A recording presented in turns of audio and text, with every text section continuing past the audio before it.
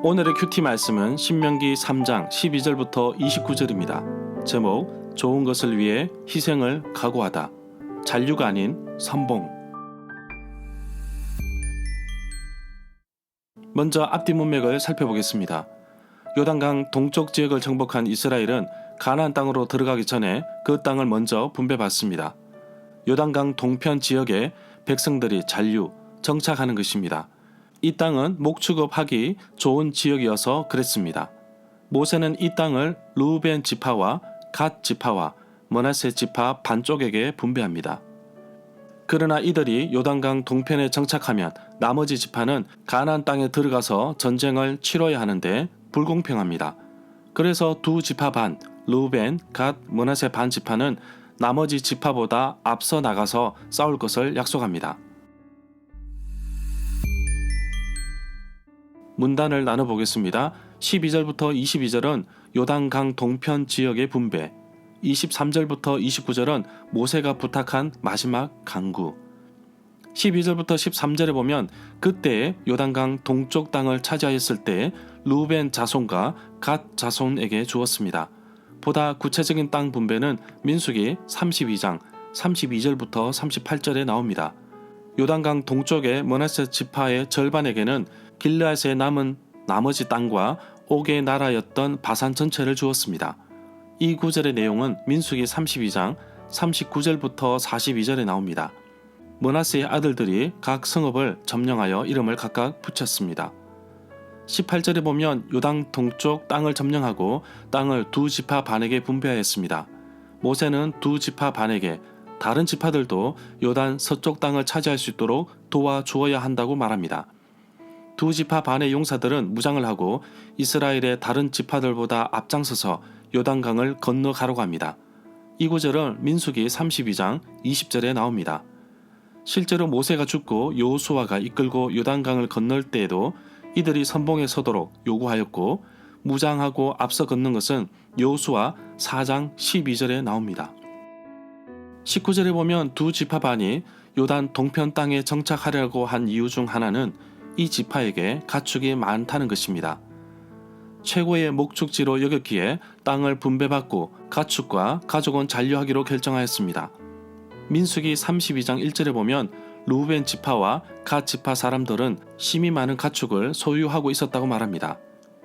20절에 보면 나머지 9지파 반이 요단강 서쪽 지역을 다 분배받고 나면 르우벤 지파와 갓 지파와 므낫세 반 지파 사람들이 요단 동편으로 돌아올 수 있었습니다.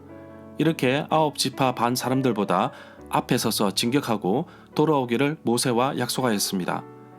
요단 서편 지역의 땅 분배가 마쳐지고 안식을 얻은 후에 이들은 돌아갈 수 있었습니다.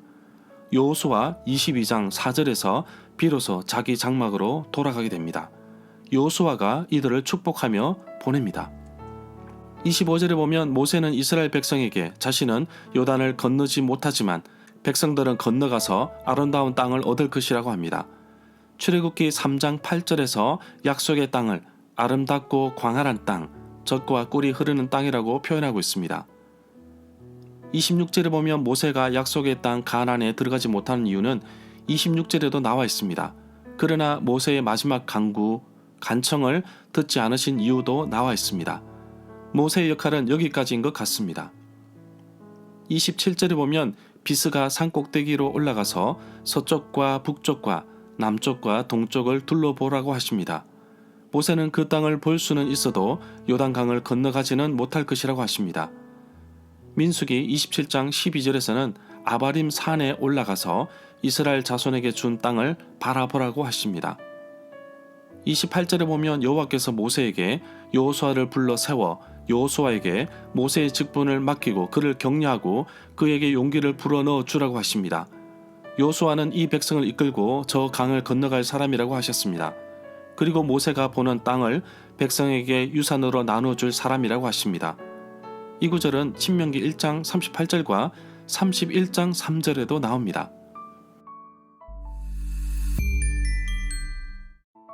절마다 상세한 설명과 구절 해석, 핵심 내용과 중심 줄거리는 네이버 블로그에 올려져 있습니다.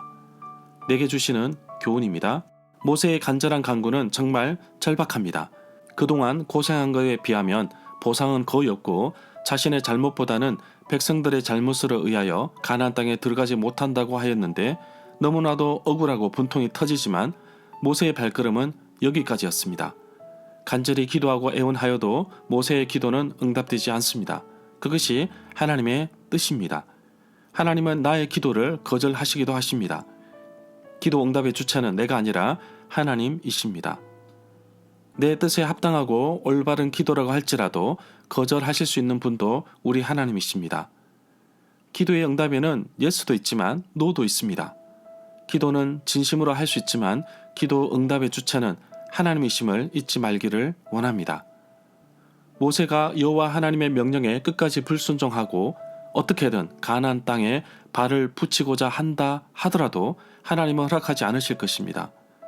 차라리 리더십을 여호수아에게 넘기고 자신은 여호와의 말씀에 순종하고 물러서는 것이 아름다운 은퇴라고 할 수 있습니다. 아름다운 은퇴는 미래를 위해 좋은 리더십을 세우는 것이며 또한 자신도 하나님의 사명을 완수하고 물러나는 것이라고 할 수 있을 것입니다. 받아들이기 힘든 상황이라는 것을 알지만 하나님의 뜻에 따라 모세처럼 순종하고 아름다운 은퇴, 다음 세대에게 물려주는 그런 모습이 우리 사회에도 있었으면 좋겠습니다. 용기 있는 결단을 봅니다.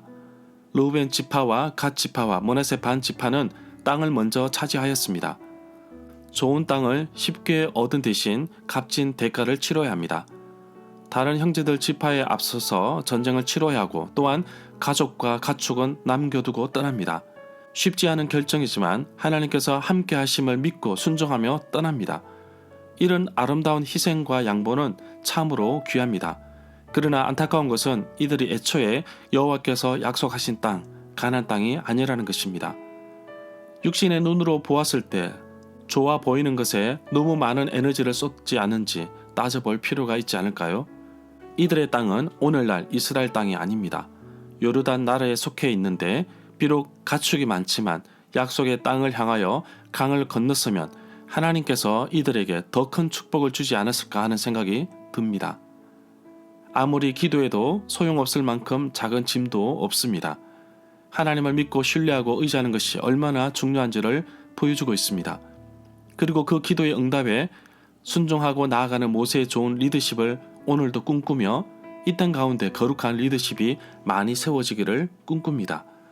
오늘도 하나님의 뜻을 생각하며 하나님의 이끄심에 따라 살아가는 하루가 되기를 간절히 소망합니다.